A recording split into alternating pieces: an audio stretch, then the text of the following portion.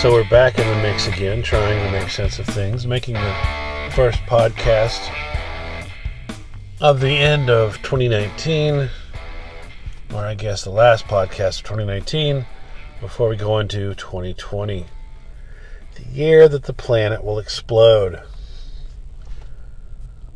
You have to ask yourself, just how insane is it going to get when it's already this bad now? I mean, as we sit here being fat and tired off our Christmas feast and too much eggnog, we're looking around and we're seeing an entire Democrat Party that impeached a guy when they couldn't find anything on him. They just decided to impeach him because. And they said, because he interfered with Congress. I think it's what they said. I don't even know. I don't even think they know what they said. It's just that ridiculous. And you've got a media that's synced up right with them and saying that that's what has to be done. Now, I may be a crazy person or maybe mildly conspiratorial, but you have to ask yourself, why is it such a bad thing that this non-politician got elected? Why is it such a bad thing to not only the Democrat Party, but their sycophants in the media? Why is it such a bad thing to people like Robert De Niro, Bette Midler, and Jane Seymour, for God's sake? I mean, these are garbage humans. We've learned that over the last couple of years. I mean, I used to love De Niro's work. But now he's a raving lunatic who just can't shut the fuck up about Trump. Trump hasn't done anything bad yet. And I say that with, the fact that he could do something bad. Every powerful person can do something bad. So he's obviously powerful. But so far, he has done nothing bad. And, in terms of a politician, in terms of a president, in terms of Obama or Bush, they did crappy shit. And the Clintons did crappy shit. And, I know 100% that Mitt Romney or John McCain or, John Kerry, for the love of God, would have done bad shit. So, considering all of those options in our recent history of presidential maniacs, I think Trump's probably done the best job so far. Am I going to go lockstep with everything he says? No. He's not perfect. No president will ever be perfect.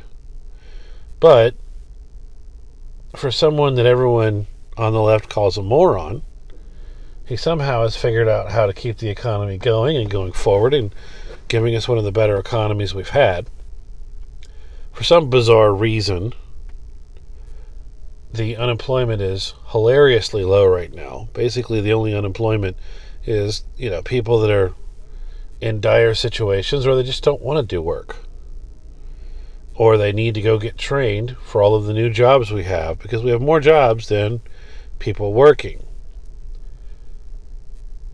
We see record unemployment in different groups, the African Americans, the Latinos, women, younger people. So something's going right. We're seeing small businesses thriving.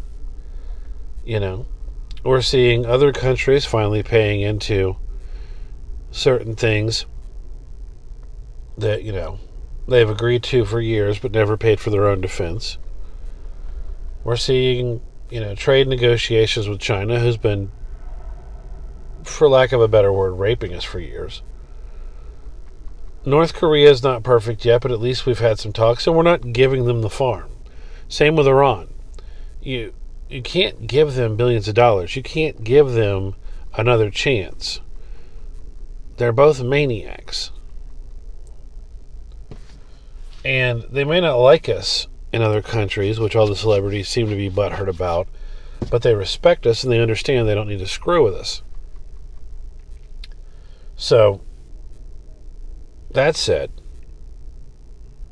I really don't know why certain people on a daily basis go on a tweet storm or go on to an awards ceremony, which I've never seen someone more than Hollywood that has like 20 freaking award shows, which they just use to, glorify themselves and bitch and moan about the president who's helping the poor and middle class of America actually finally have $5.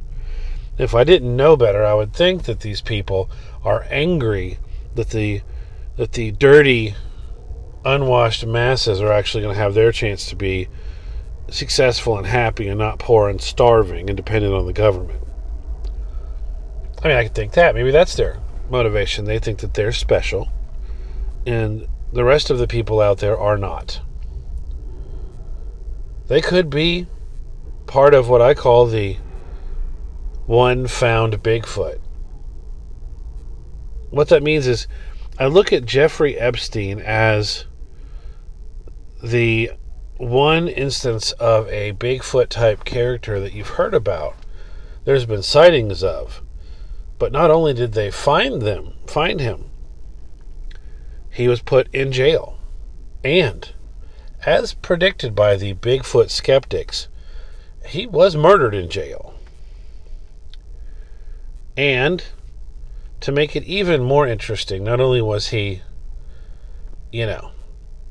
suicided, every single thing that could add to that conspiracy, the cameras missing, the guards sleeping, the suicide watch taken away, the roommate removed, the cameras misfunctioning.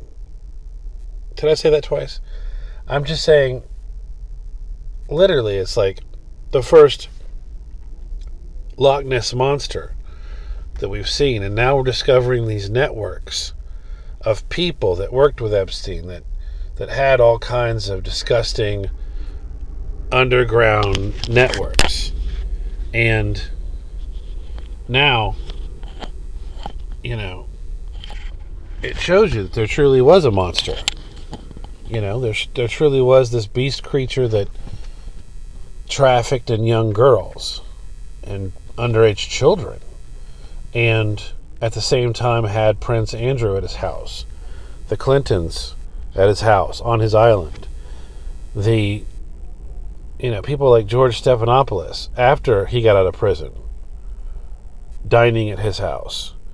You see that Ghislaine Maxwell and he went to birthday parties for the princesses, and they went to weddings of Chelsea Clinton, and they're mixed up in pictures with Harvey Weinstein. People that Cheryl Streep called God. Harvey Weinstein. So it makes you wonder, why is Meryl Streep and Robert De Niro and the other Hollywood types so upset that President Trump is in office? A man who kicked Jeffrey Epstein out of Mar-a-Lago. A man who never seemed to be friends with Harvey Weinstein. A man whose administration, under the radar, has had more arrests of sex traffickers, of child porn traders, than any other administration. Like I said, it's under the radar. You don't see news stories about that unless you're looking in foreign newspapers about American news, about huge child porn rings on the internet being taken down suddenly. It's like all of a sudden someone's lit a fire under the scumbags of the world. And for some bizarre reason, at the same exact time, Hollywood, the place that thinks Roman Polanski is a great director, the place that for years knew the secret of Harvey Weinstein and didn't seem to have a problem with it. Suddenly, Hollywood, these unmoral people, are the moral keepers of America, telling us how horrible Trump is and what a scumbag he is. Or, as they say, maybe the Democrats accuse others of the crimes they're guilty of. That's all for today. From a weird parking lot in the middle of nowhere, near an airport, this is Shotguns and Roses Podcast 2019, and we'll see you next year for the start of the landslide.